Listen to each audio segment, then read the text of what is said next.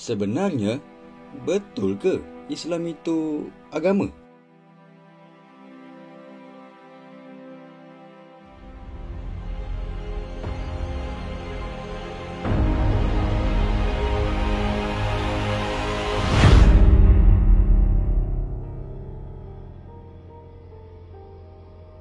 Untuk dapat kita pastikan dengan benar, mari kita perhatikan ayat ke-83 dari surah Al-Imran ini sama-sama.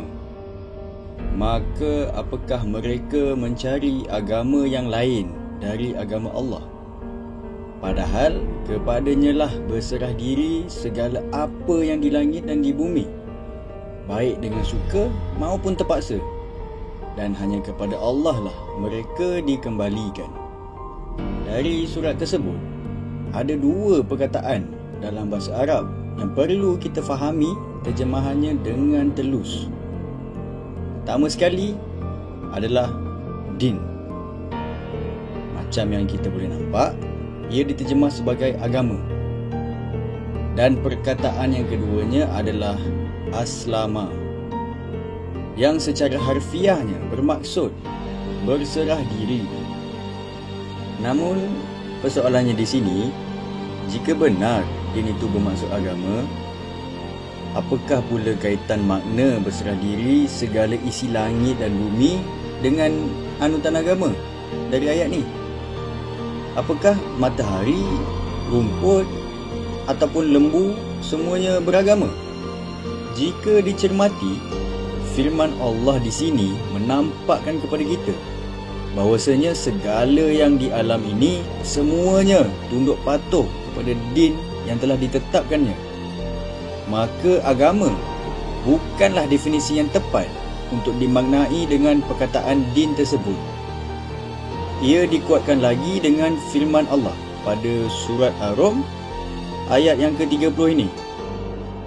Telah dia menyatakan bahawa tidak ada sama sekali perubahan bagi setiap ciptaannya di alam ini. Inilah yang dinamakan sebagai fitrah, yakni suatu perkara yang telah mengikut hukum aturan Allah.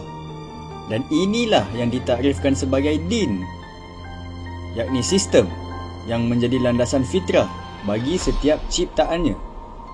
Dalam bahasa Inggerisnya, ia disebut sebagai the law of nature.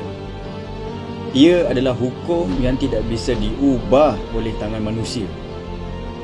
Seperti kitaran malam dan siang tetap silih berganti dan tidak pernah sekali melanggar fitrah. Sama ada dengan suka maupun terpaksa.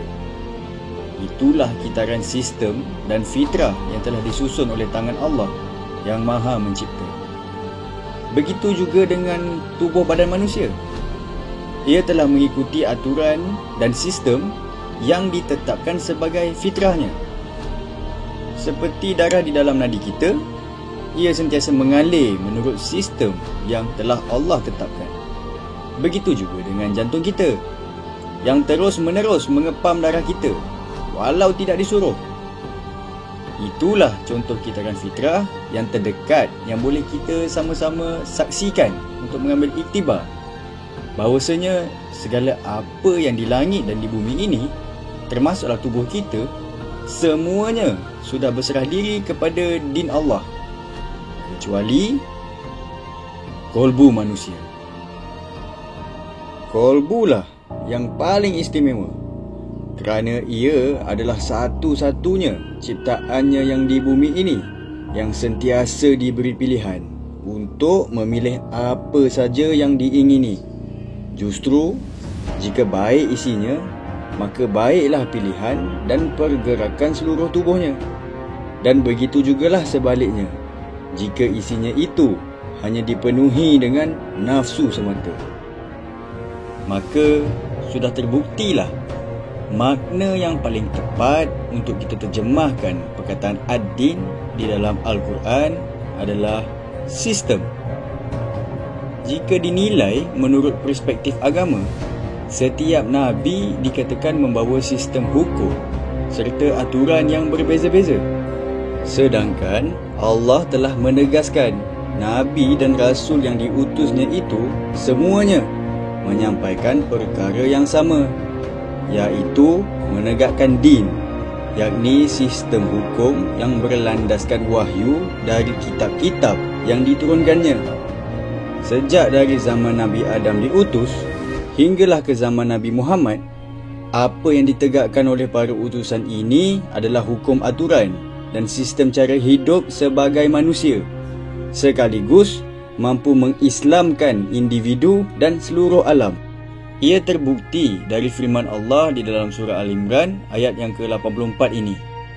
Jika diperhatikan, penyataan di sini tiada yang dibeza-bezakan dari setiap rasul, dan kepadanya lah semua berserah diri. Di akhir ayat tersebut terdapat perkataan muslimun, yang dari kata akarnya adalah muslim, yang bermaksud orang yang berserah diri. Muslim adalah sebuah perkataan dari bahasa Arab yang bersifat perilaku. Kata dasar muslim adalah aslama, yang bermaksud tunduk patuh. Berdasarkan dari surat Al-Imran ayat 83 tadi, Allah yang Maha Mencipta menampakkan kepada kita bahawa setiap ciptaannya itu terikat dengan satu aturan yang tersusun dan sistematik. Peredaran bulan dan bintang serta pergiliran malam dan siang, saban hari tanpa jemu dan tidak pernah lari dari kitaran orbitnya. Secara ringkas dan rumusannya, setiap perkara yang diciptakan oleh Allah Subhanahu Wa Taala terikat dengan hukum dan aturan Allah. Hukum dan aturan Allah itulah yang dipanggil sebagai ad-din. Dan bukanlah ad-din itu bermaksud agama. Maka din al-Islam pula bukanlah bermaksud agama Islam, tetapi sistem hukum dan aturan tunduk patuh. Jika ditelusuri, perkataan agama asalnya adalah dari bahasa Sanskrit yang digabung dari dua suku kata. A bermaksud tidak, dan keduanya gama yang bermaksud kacau. Maka sebenarnya agama bermaksud tidak kacau. Begitulah dengan setiap nabi, mereka tidak membawa agama sebenarnya, hingga ada pelbagai nama agama yang muncul seperti sekarang ni.